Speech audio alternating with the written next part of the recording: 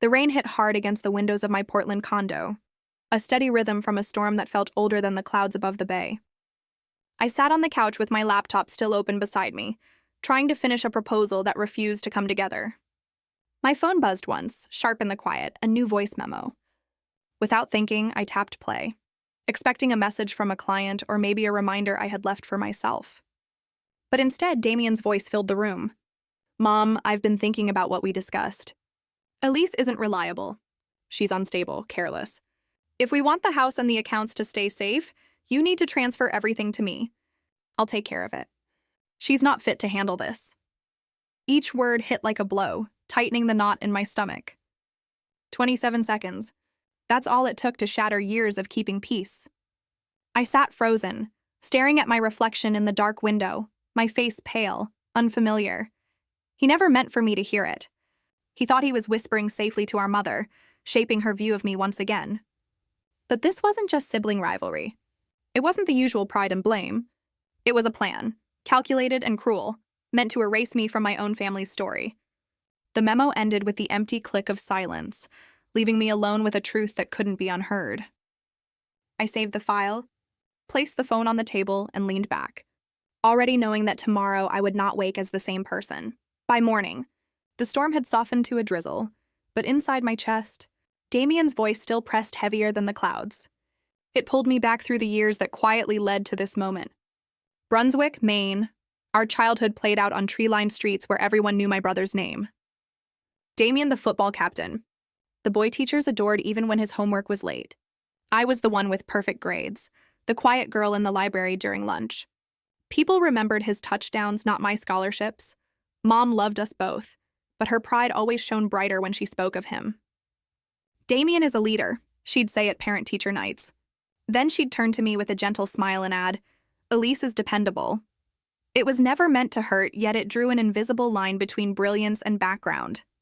That pattern followed us into adulthood. When property taxes came due on Mom's old house near Main Street, I was the one calling the assessor's office, fixing late fees, filing paperwork. But at Thanksgiving, Damien would raise his glass and announce, "Don't worry, I paid the taxes again this year."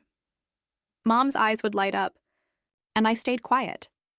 He perfected this rhythm, public praise to keep me compliant, private whispers to make me small. At family dinners, he'd lean close to Mom and murmur just loud enough for me to hear, "Elise works too much. She forgets things. I worry about her stress." I'd chew slowly, pretending it didn't sting, pretending his words weren't cutting away my place in the family. Now hearing that memo, I understood it all. Those years had been practice. The small humiliations I ignored had built the ground for this betrayal.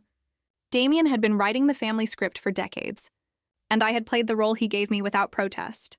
But sitting in my Portland condo, with proof saved on my phone, I knew the story was changing. And this time, I wouldn't speak his lines. As I got older, it became easier to mistake Damien's words for truth. They always came wrapped in concern, but carried the sting of judgment. He'd glance at my grocery bags when I visited Mom's house and shake his head. "Do you really need to spend that much on fresh food? Half of it will go bad before you eat it." When I reminded him that most of it was for Mom's meals, he'd sigh, as if I were the one wasting money instead of caring for her. At first, I brushed it off, but the comments multiplied. He criticized the hours I kept with clients, saying I didn't work enough to help out. Then in the same breath, he'd accuse me of being too focused on work to care for Mom. When her prescriptions had to be changed, he told her I was careless for missing the signs. The marks he left weren't on my skin, but in the shrinking space I had for my own choices. I found myself double-checking every receipt, rereading every medical note, rehearsing explanations before I spoke. Then the numbers started to speak louder than his words. One evening, while going through Mom's bank statements, I noticed a repeating withdrawal marked only with an LLC, Damien's LLC. Small at first, 100 here, 200 there, but steady, like a slow leak. When I traced them back 6 months, the total was almost $5,000. When I asked him about it, he laughed softly, as if I'd simply misunderstood. "Elise, you're reading it wrong. Those are reimbursements for expenses I covered. You wouldn't understand. It's complicated." He tilted his head the way he always did, calm and superior. For a moment, I almost believed him, but the unease in my stomach said otherwise. I couldn't bring myself to show Mom, not yet. The thought of breaking her faith in her son was unbearable. Still, I knew silence made me part of his lie.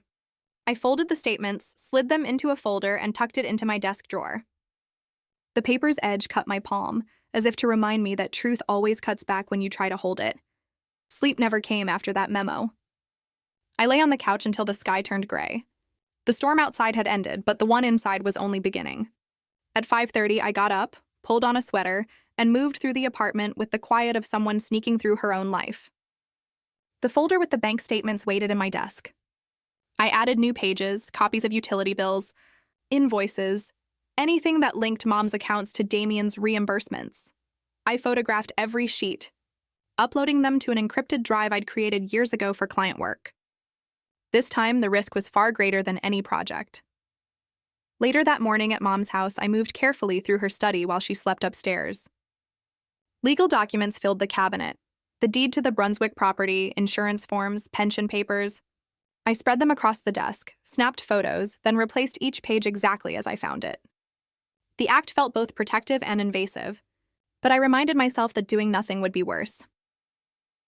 Back in Portland that afternoon, I combed through my voicemail history, saving every message Damien had left me that year, the friendly ones where he sounded helpful, and the sharp ones where his tone turned cold and clipped. Each file went into a folder named simply Proof. The final step was physical. I drove back to Brunswick and rented a P.O. box at the post office 2 blocks from the church where Mom still sang in the choir. From now on, all important mail, medical bills, bank statements would come to me first. No more missing documents. No more excuses. Standing in the parking lot with the new key in my hand, I felt the morning air burn sharp in my lungs. Leaving at dawn hadn't been about escape.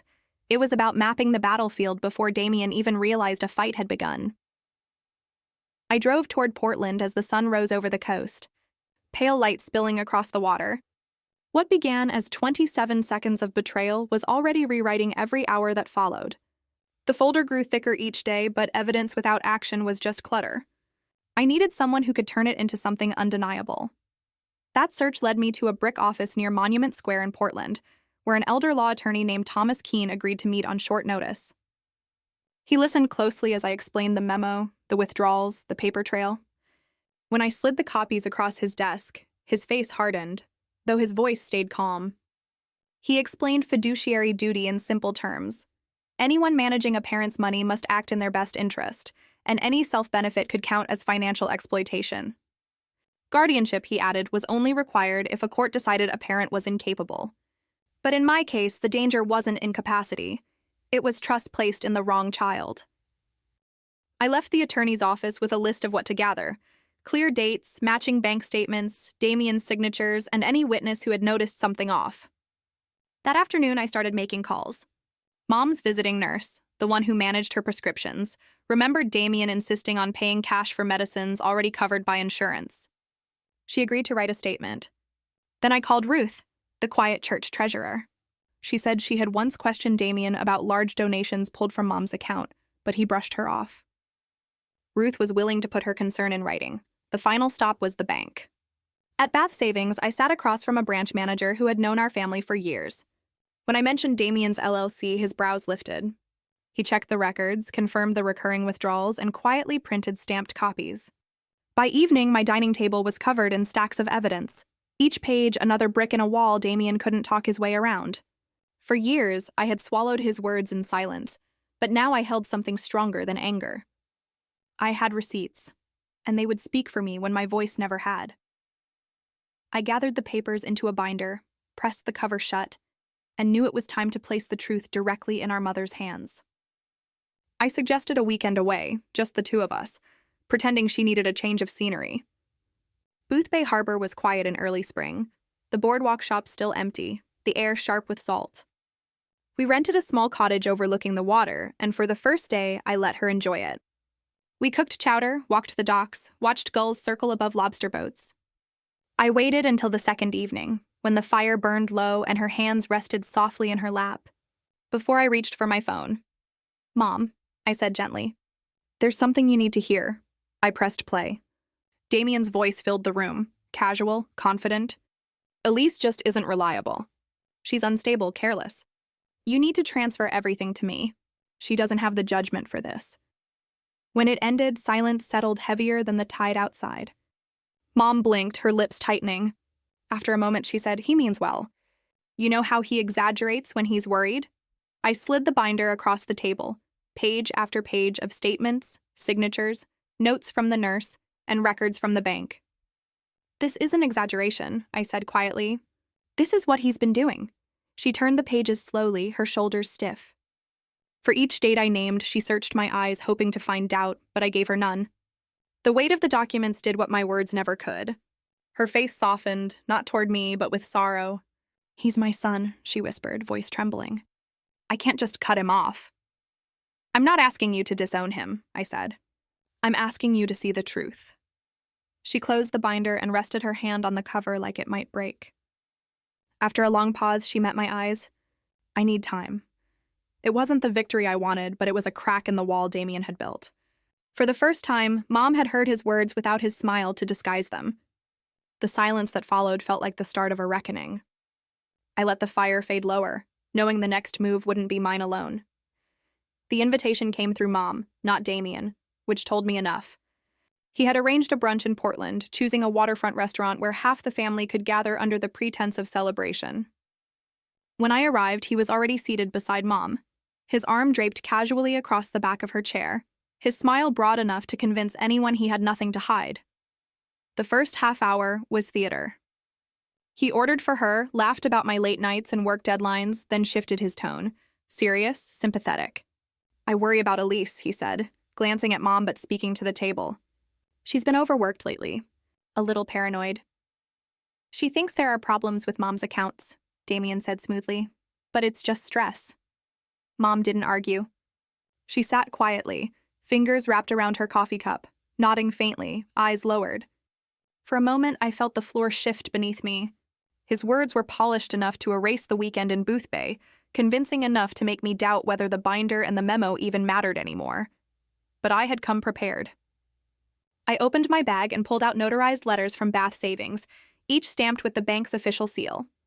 Then I laid out a sheet of recorded timestamps, showing Damien's withdrawals matched to the same days he told Mom he was paying her expenses. I said nothing. Our cousins leaned closer. Aunt Carol adjusted her glasses to read. Mom looked torn, caught between belief and disbelief. Damien's voice broke the hush, sharp, defensive. "This is manipulation. Elise has always been jealous. She doesn't understand real responsibility." His hand slammed the table, making the cutlery jump. No one rushed to calm him. They just stared, the perfect mask he wore for years cracking in front of the very people he'd invited. I gathered the papers back into my bag, heartbeat steady. For the first time, the room wasn't bending around his story, it was bending around the truth. And for once, the silence in the room didn't belong to me. The fallout from that brunch spread faster than I expected. Within a week, Bath Savings froze all transfers linked to Damien's LLC, citing irregular activity under review. The same numbers that used to slip quietly from Mom's account now sat under scrutiny. Every withdrawal glowed like a red flag. Thomas, the attorney, didn't waste time. He filed for an emergency accounting order, forcing Damien to produce records of how he had managed Mom's finances. "It's the first step," Thomas told me, "but it's enough to make him sweat." Meanwhile, Ruth, the church treasurer, reached out again. She said the board had decided to suspend Damien's proposed charity fund until they could verify where the donations came from. Her tone was careful, but the meaning was clear. They no longer trusted him. Damien didn't go silent. The calls started late at night, always after midnight, his voice low and trembling with fury.